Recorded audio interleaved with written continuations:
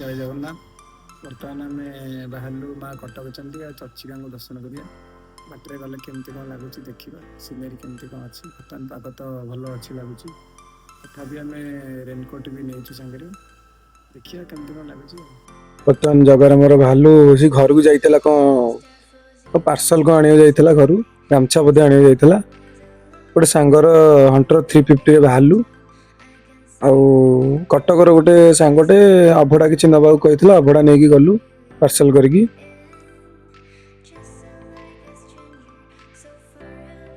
Water गला बेलू petrol T पकेलु बाकी गाड़ी गोटे कंटा पशि लीक मारू कि ना बेसी समय लगलानी जेहेतु ट्यूबलेस टायर था सागे सागे होगा बेस समय लगलानी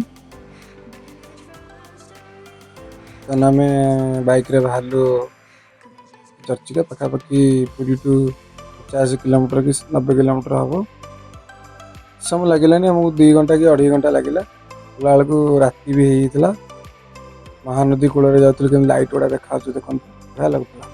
जय माँ बर्तमान आम पहुंची जाइए कटक जिले स्थित माँ चर्चिका मंदिर में यह ओडिशार प्रसिद्ध शक्तिपीठ मध्य गोटे पुराण कथा अनुसार माँ चर्चिका को प्राय 8000 वर्ष पूर्व शक्ति रूप में पूजा कर देवी को अष्टभुजा दुर्गा बोली वर्णित कर माँ का वाहन सिंह एवं से महिषासुर मर्दिनी चंडी स्वरूप विराजित। स्थानीय कथा अनुसार कटक सिंहगढ़ जिला सहित माँ का संपर्क रही एवं से बांकी नगर रक्षाकर्ता देवी। माँ चर्चिका मंदिर महानदी कूल एक पहाड़ पर अवस्थित। यह मंदिर में प्राचीन कलिंग शैली स्थापत्य कला देखा मिलता है। मंदिर महानदी सुंदर प्रवाह दृश्य सबू को आकर्षित करे। गर्भगृह भीतर माँ को प्रतिमा शक्ति स्वरूप विराजित। प्रतिदिन भोग आरती और विभिन्न पूजाक्रम माँ को सेवा हुए।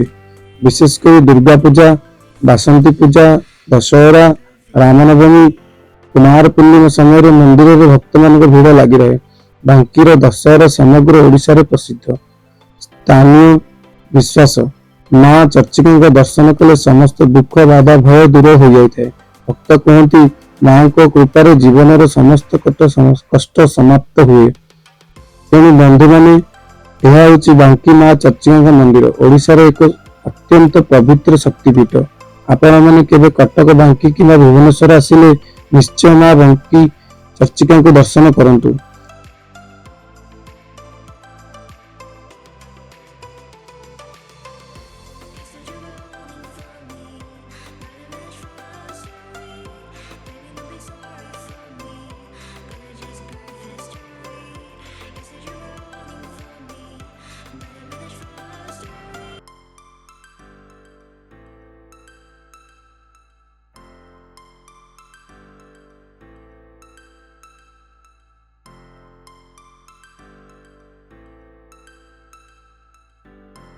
जय माँ कटक चंडी। आज भिडियो आम बांकीर माँ चर्चिका को दर्शन करी रास्तार कटक चंडी मंदिर पर्यंत यात्रा करवा। बांकी कटकर दूरता प्राय 45 किलोमीटर। रोड रे प्राय 1.5 ରୁ 2 घंटा समय लगे। महानदी पाखरे चली सुंदर रास्ता पहाड़िया दृश्य मनमुग्ध करदिए। मध्य रास्तार छोट छोट चाहा स्टल देवादेवी मंदिर देखा मिले। कटक सहर मध्य भाग में माँ कटक चंडी प्रसिद्ध मंदिर अवस्थित। माँ को कटकर रक्षा देवी बोली परिचित करा जाए। गर्भगृह माँ को प्रतिमा महिषासुर मर्दिनी दुर्गा रूप में विराजित।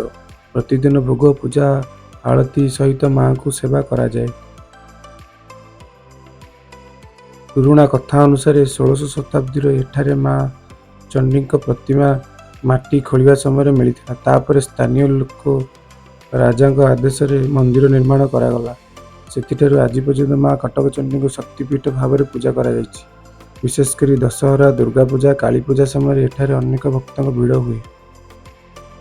भक्त मान विश्वास जे कहीं माँ कटक चंडी दर्शन करे तांकर समस्त बाधा दुख अशुभ दूर हो जाए।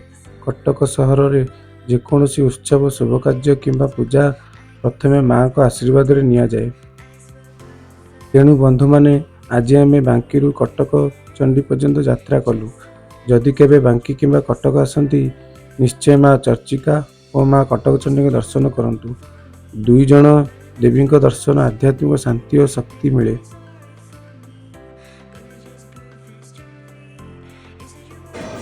ବର୍ତ୍ତମାନ ମା କଟକ ଚଣ୍ଡୀଙ୍କୁ ଦର୍ଶନ କରିସାରିଲା ପରେ ମା ଗଡ଼ଚଣ୍ଡୀଙ୍କୁ ଦର୍ଶନ କରିବାକୁ ବାହାରିଲୁ। କଟକ ଚଣ୍ଡୀଙ୍କଠୁ ପ୍ରାୟ 1 କିଲୋମିଟର ବାରବାଟୀ ଷ୍ଟାଡିୟମ୍ ପାଖାପାଖି ବାରବାଟୀ ଦୁର୍ଗ ଦେଇକି ଯିବାକୁ ପଡ଼ିବ। ଛୋଟିଆ ମନ୍ଦିରଟେ କିନ୍ତୁ ମାଆଙ୍କର ମନ୍ଦିରରେ ପ୍ରାୟ ଦୁର୍ଗା ପୂଜା କାଳୀ ପୂଜା ସମୟରେ ଭିଡ଼ ଦେଖିବାକୁ ମିଳେ। ସକାଳ ସନ୍ଧ୍ୟାରେ ମାଆଙ୍କର ଆରତୀ ବି ହୁଏ।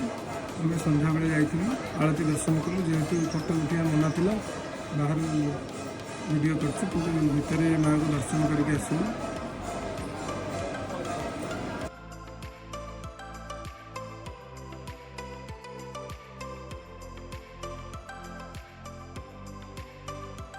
ବର୍ତ୍ତମାନ ଦର୍ଶନ କରିସାରିଲା ପରେ ବାରବାଟୀ ଷ୍ଟାଡିୟମ୍ ସାମ୍ନାରେ ଗୋଟେ ବଢ଼ିଆ ଦହିବରା ଦୋକାନରେ ଦହିବରା ଖାଇଲୁ।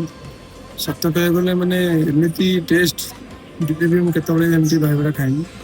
ସତରେ ଯେଉଁ କୁହନ୍ତି କଟକ ଟାଉନରେ ଦହିବରା ଫେମସ୍, ସେଇଥିପାଇଁ ହିଁ ଫେମସ୍।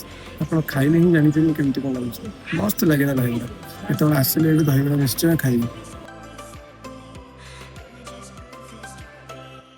ଭିଡ଼ିଓଟି ଭଲ ଲାଗିଥିଲେ ଲାଇକ୍, ସେୟାର, ସବସ୍କ୍ରାଇବ୍ କରିବାକୁ ଭୁଲିବେନି। ମାଆଙ୍କ ଆଶୀର୍ବାଦ ସମସ୍ତଙ୍କୁ ମିଳୁ। ଜୟ ମା ଚଣ୍ଡୀ, ଜୟ ମା ଚର୍ଚ୍ଚିକା।